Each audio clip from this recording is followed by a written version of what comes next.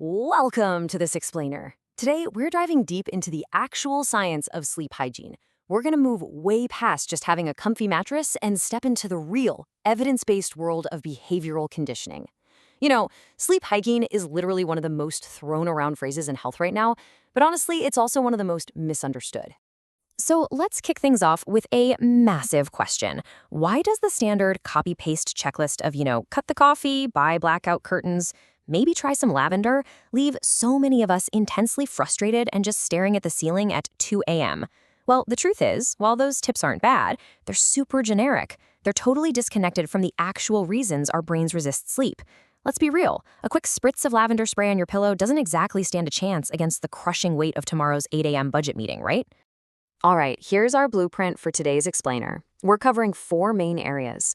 First, the sleep hygiene myth. Second, the science of bedtime conditioning. Third, the 6 foundations of sleep.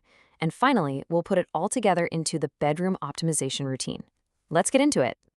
Section 1, the sleep hygiene myth, or how we need to move past the rigid checklist.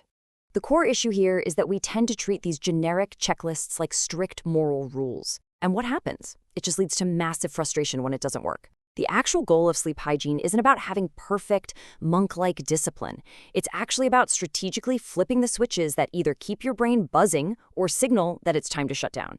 It's really all about replacing that high alert state with a reliable, undeniable cue for rest. Moving right along to Section 2, the science of bedtime conditioning. Basically, why your bed is not just a neutral piece of furniture.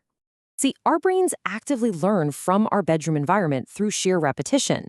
To ground this in some hard science, a 2021 study by Ettinger and colleagues highlighted a huge point from the American Academy of Sleep Medicine. They made it incredibly clear that basic, run-of-the-mill sleep tips just aren't enough to fix chronic insomnia, unless they are part of a much broader clinical foundation. And that heavy-duty clinical framework they're talking about? That's Cognitive Behavioral Therapy for Insomnia, or CBT-I. This is a robust, multi-component approach. We're talking sleep restriction, cognitive strategies, relaxation techniques, the whole shebang. Basic sleep hygiene is really just the ground floor of this broader approach. Think of it like building a house. If that foundation is weak, every other tool or trick you try has to work way too hard to compensate.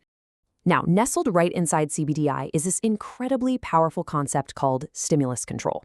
Here's the deal. If you spend hours lying awake, scrolling on your phone, stressing about work, or just getting mad that you're not asleep yet, you are accidentally training your brain. You're teaching it to associate your mattress with high alertness and intense effort. Bedtime literally becomes a trigger for struggle. So stimulus control is all about fiercely protecting that sacred bed equals sleep association. Okay, Section 3, the 6 foundations of sleep and how we actually build that right environment. There are 6 distinct elements we need to look at: timing, light, stimulus control, sound, temperature, and mental closure. These 6 things have to be harmonized. They have to work together as a team to drown out all those signals constantly demanding your brain's attention at night. If you want to transform your bedroom from a stress box into a highly reliable, sleep-inducing cue, you absolutely need all of these firing on the same cylinder. Let's start with timing. You might be surprised to hear this, but a consistent wake time is actually a way stronger lever than your bedtime. If your wake time is bouncing around by hours on the weekends, you're giving your body a constantly moving target.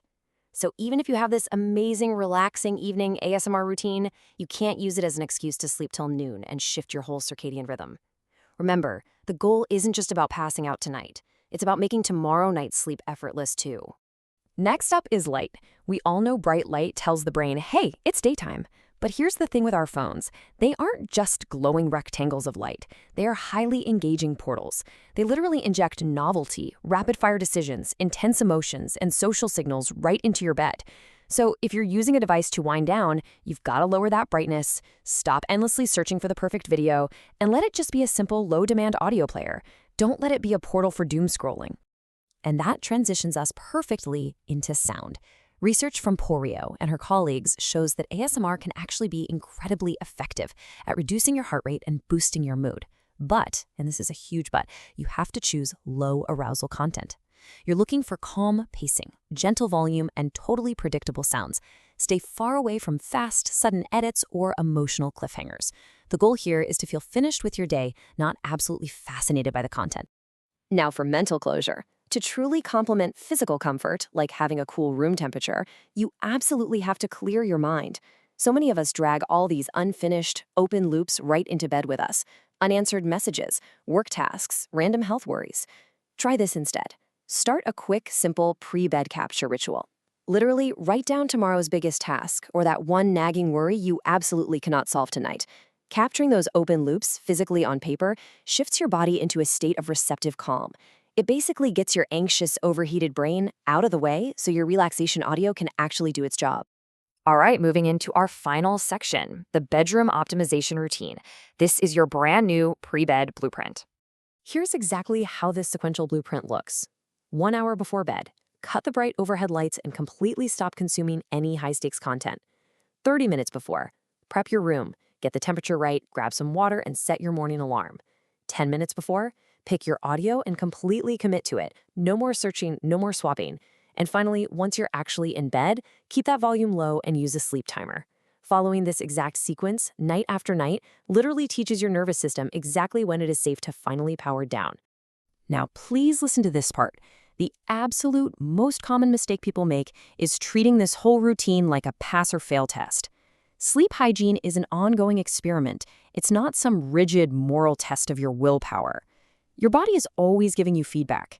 If you find yourself lying awake, tossing and turning, and getting frustrated, do not turn bedtime or your ASMR routine into a battlefield.